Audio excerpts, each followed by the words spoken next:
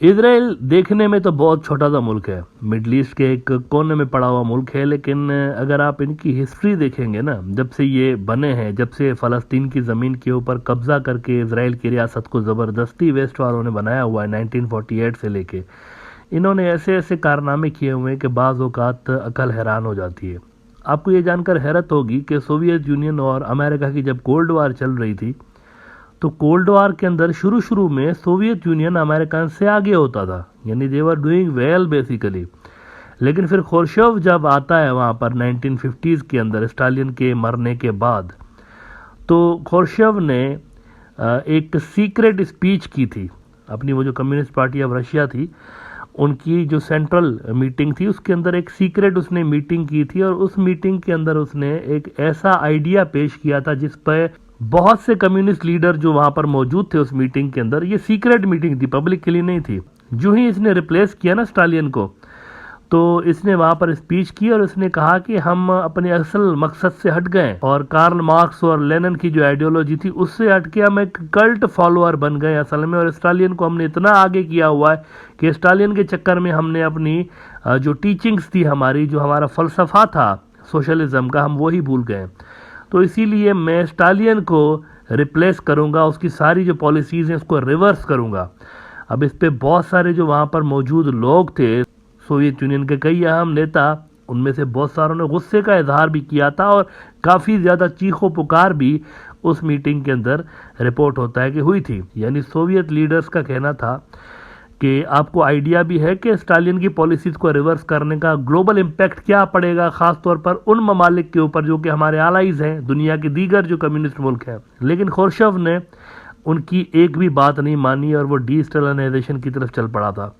अब उसके चक्कर में नॉर्थ कोरिया भी उनसे नाराज़ हो गया, चाइना भी उनसे नाराज़ हो गया, एंटी बल्कि हो गया चाइना, और इवन 1969 में तो बॉर्डर क्लैशेस भी हो गए थे चाइना और इनके दरमियान। दुश्मन बन गए, एक दूसरे के दोस्त से दुश्मन बन गए खुर्शीव की पॉलिसीज़ की वजह से। और ये जानकर आपको हैरत होगी कि अमेरिका के अंदर भी सोशलिस्ट घुसे हुए थे, वहां भी एक बड़ी पार्टी थी कम्युनिस्ट पार्टी ऑफ अमेरिका। लेकिन फिर खुर्शीव के इस स्पीच के पब्लिक होने के कुछ ही हफ्ते के अंदर अंदर communist party of America collapse हो गई थी, धड़ाम से उसके लोग निकल गए थे, यानी सारे लोगों ने इस्तीफा दे दिया तकरीबन। उन्होंने कहा हम इस तरह की खुर्शीव का जो कम्युनिज्म है उसके अंदर हम नहीं रह सकते। लेकिन सवाल ये पैदा होता है यहाँ पे कि वो जो स्पीच इसने की थी वो तो एक सीक्रेट स्पीच थी, सीक्रेट मीटिंग थी, तो आखिर दुनिया को कैसे पता चला कि ये डीस्टालिनाइजेशन शुरू करने जा रहा है? इसका रीजन है इसराइल। इसराइल ने वो जो सीक्रेट स्पीच थी खुर्शीव की उसको पब्लिक करवाया था। शैन बेथ जो कि इसराइल की इंटरनल सिक्योरिटी एजेंसी है, उसके हाथ लग गई थी वो स्पीच, उसकी जो कॉपी थी स्पीच की वो उसके हाथ लग गई थी। और उसको दिया किसने था?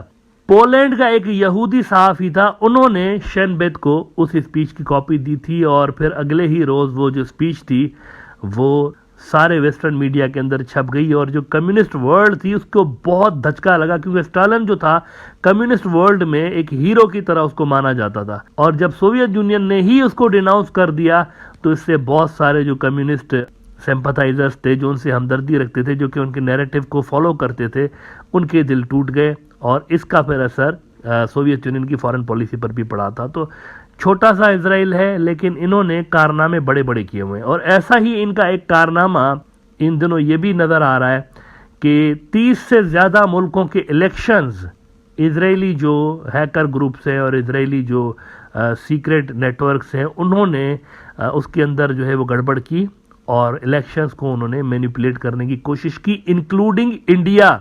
ये खबरें आ रही हैं कि हिंदुत्ववादी ठगों ने, बीजेपी वालों ने इजरायली हैकर्स की मदद से इलेक्शंस चोरी किए इंडिया के।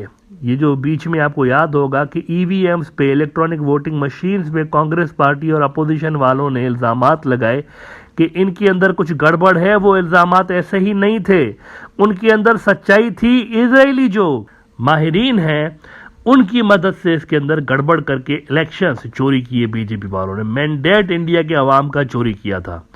इंडिया टुडे ने खबर लगाई है आज कि Congress asks if BJP used Israeli firm to manipulate elections in India, citing a report by a foreign newspaper। ये असल में बरतानिया का एक बड़ा न्यूज आउटलेट है, वहां पर ये खबर छपी थी, तो उसका हवाला ये दे रहे थे कांग्रेस वाले।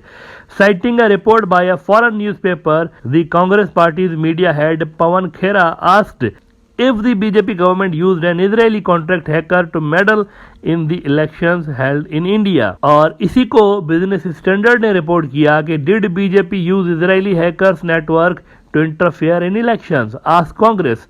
तो अब ये सूरत हाल है कि इजरायली जो हैकर टीम्स हैं वो हायर की गई हैं और उनके जरिए मोदी सरकार ने इलेक्शंस को मैनिपुलेट करने की कोशिश की। वैसे 30 से ज्यादा इलेक्शन एज आई सेड, ये जो ग्रुप इजरायली ग्रुप हायर किया बीजेपी ने इलेक्शन चोरी करने के लिए, इस ग्रुप ने दुनिया भर में 30 से ज्यादा इलेक्शंस के अंदर मैनिपुलेशन की हुई है और उसमें से 27 के अंदर ये सक्सेसफुल रहे, 3 के अंदर सिर्फ इनको नाकामी हुई थी, 3 या 4 के अंदर, बाकी 27 जो थे उसमें वो कामयाब रहे। तो बड़ा इनका सक्सेस रेट हाई है। इनको हायर किया बीजेपी वालों ने और हायर करने के बाद उन्होंने फ्रॉड्यूलेंट तरीके से इलेक्शन इंडिया के अंदर जीता है।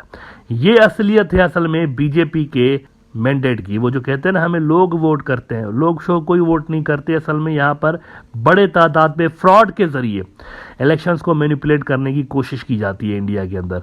अब मसला यह है लेकिन कि कांग्रेस वाले कह तो रहे हैं कि इसकी इंक्वायरी होनी चाहिए, इसकी तहकीकात होनी चाहिए कि क्या हुआ है क्या नहीं हुआ, लेकिन मेरा सवाल यह है कि इंक्वायरी करेगा कौन?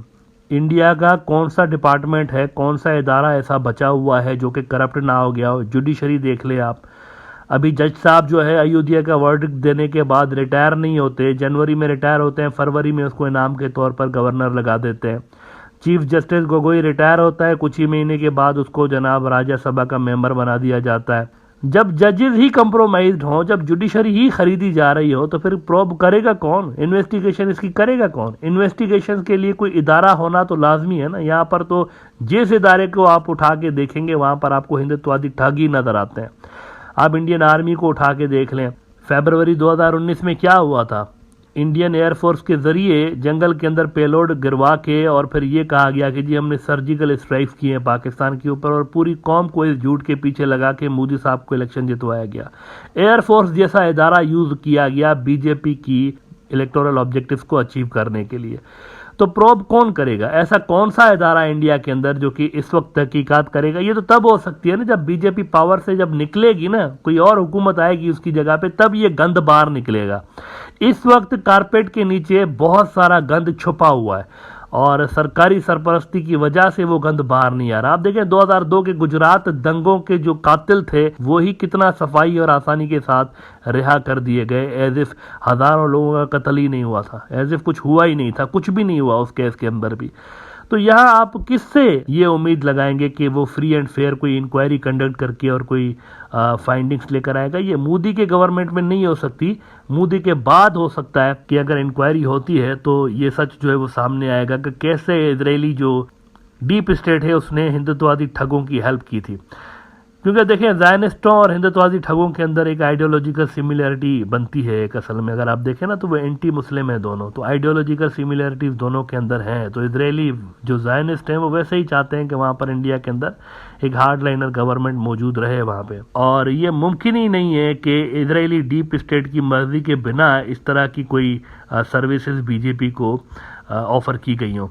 मेरे ख्याल से बीजेपी के होते हुए फ्री एंड फेयर प्रोब नहीं होगा, और अगर हुआ भी तो उसकी फाइंडिंग्स पब्लिक के सामने नहीं लाई जाएंगी, क्योंकि इससे इंडिया के फॉरेन रिलेशंस पे जो उनके इजराइल के साथ रिलेशंस है उस पर असर पड़ेगा।